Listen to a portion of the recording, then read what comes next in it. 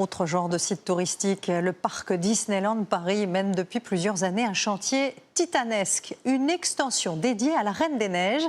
Les visiteurs seront totalement immergés dans le monde d'Elsa, Anna et Olaf et nous avons été la première télévision autorisée à filmer cette attraction. Une attraction, vous allez le voir, hors norme. Un reportage exclusif signé Quentin Fichet, Élise Kousmac et Bichente Akala.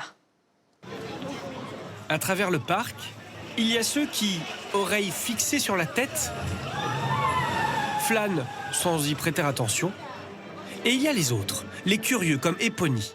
Elle sait que de l'autre côté de ces palissades se trouve le chantier le plus secret d'Europe. Qu'est-ce que vous arrivez à voir ? J'aperçois la montagne enneigée et tous les lampadaires. J'ai vraiment envie d'y entrer. Mais l'accès à ce nouvel espace, à cet immense décor, est strictement interdit. Nous avons cependant pu y pénétrer. Ils vont se dire « Waouh, c'est immense !» J'espère qu'ils vont se dire ça, parce que vraiment, c'est immense. Tout est fait sur mesure. On a presque 10 000 popcorn lights. Les popcorn lights, c'est des petites ampoules qu'on voit un peu partout qui s'illuminent le soir. Au bout de l'allée, la partie la plus importante, celle sur laquelle Disneyland Paris mise tout. L'espace Reine des Neiges, l'un des plus gros succès de la firme au cinéma. Et son village d'Arendelle.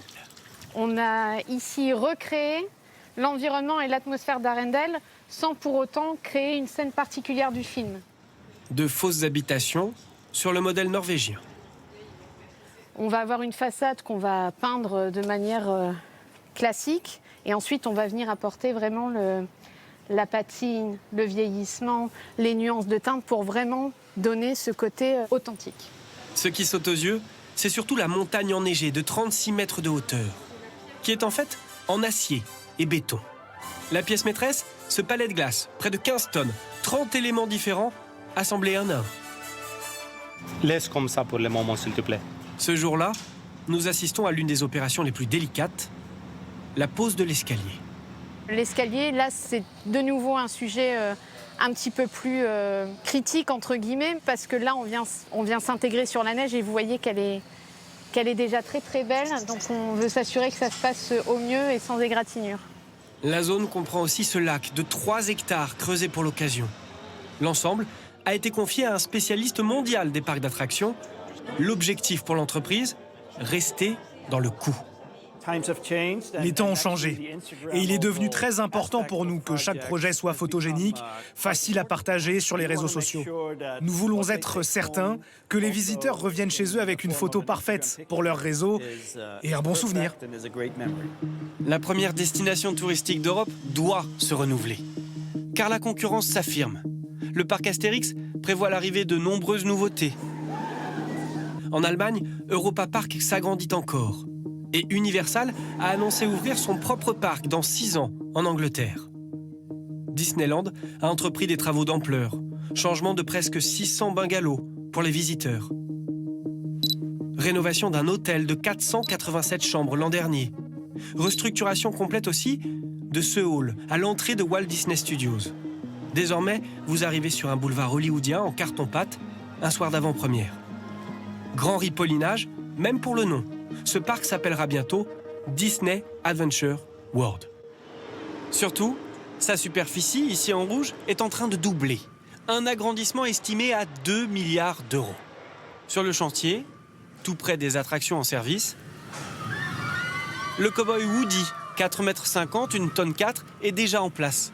L'idée est de multiplier ces personnages populaires, rassurants, pour attirer plus de visiteurs encore. Notamment les Européens, qui représentent plus de la moitié des billets vendus. Ce matin, d'ailleurs, une caisse en bois très attendue vient d'arriver. On l'ouvre, messieurs. Ce banc a été conçu par une fonderie napolitaine. Placez-le au milieu de la dalle grise. 150 kilos de bronze, et là encore, une figure connue. Aujourd'hui, un billet pour passer une journée dans l'un des 2 parcs coûte entre 50 et 150 euros. Avec l'ouverture de ce nouvel espace en mars prochain, le prix augmentera-t-il? Pour l'instant, Disneyland ne souhaite pas répondre.